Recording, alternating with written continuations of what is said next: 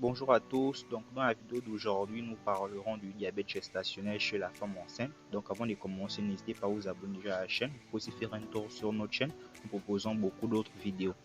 Donc le diabète gestationnel est un type de diabète qui va se développer pendant la grossesse chez certaines femmes.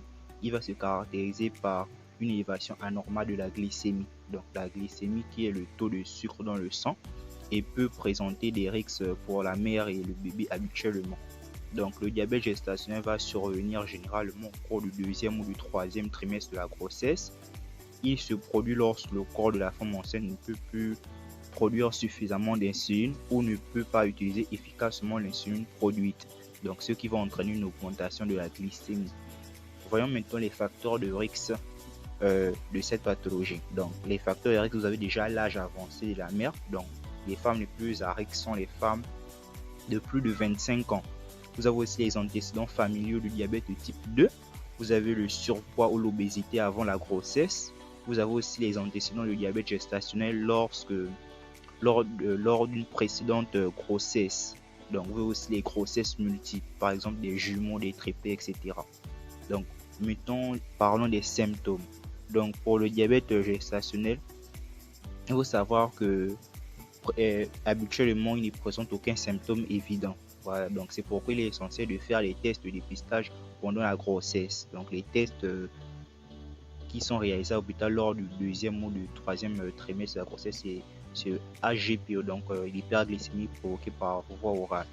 Donc, quelles sont maintenant les complications potentielles? Donc, le diabète gestationnel peut entraîner des risques pour la mère et le bébé. Chez la mère, cela peut augmenter le risque de développer un diabète de type 2 à l'avenir. Pour le bébé, cela peut entraîner une croissance excessive, un risque accru de naissance prématurée. Donc, le risque accru de la naissance prématurée, rappelons que ça fait partie de ce qu'on appelle la prééclampsie. Donc, la prééclampsie, c'est une pathologie qui va se développer chez la femme enceinte. Donc après, comme ça, c'est caractérisé par une augmentation de la pression artérielle, un dysfonctionnement du placenta et la présence de protéines dans les urines. Voilà. Et une prééclampsie chez la femme enceinte peut aboutir à une fausse couche ou à une macrosomie. Donc, une macrosomie, c'est un enfant qui généralement dépasse les 4 kilos. Voilà, 4 kilos qui est la limite pour un bébé normal déjà.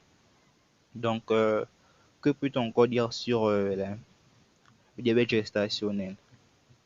Donc, voyons maintenant le traitement et la gestion. Donc, le diabète gestationnel peut généralement être géré grâce à un régime alimentaire équilibré, à de l'exercice physique régulier et dans certains cas des injections d'insuline ou d'autres médicaments pour contrôler la glycémie. Donc, rappelons qu'une surveillance étroite de la glycémie est essentielle pendant toute la durée de la grossesse et il est important de souligner que chaque cas de diabète gestationnel est unique. Donc, le traitement peut varier en fonction des besoins individuelle de la mère et du bébé. Donc merci d'avoir regardé cette petite vidéo. Si elle vous a plu, laissez-nous un j'aime, partagez aussi la vidéo pour sensibiliser d'autres personnes. Faites un tour sur la chaîne, nous avons encore beaucoup d'autres vidéos du même genre et à plus.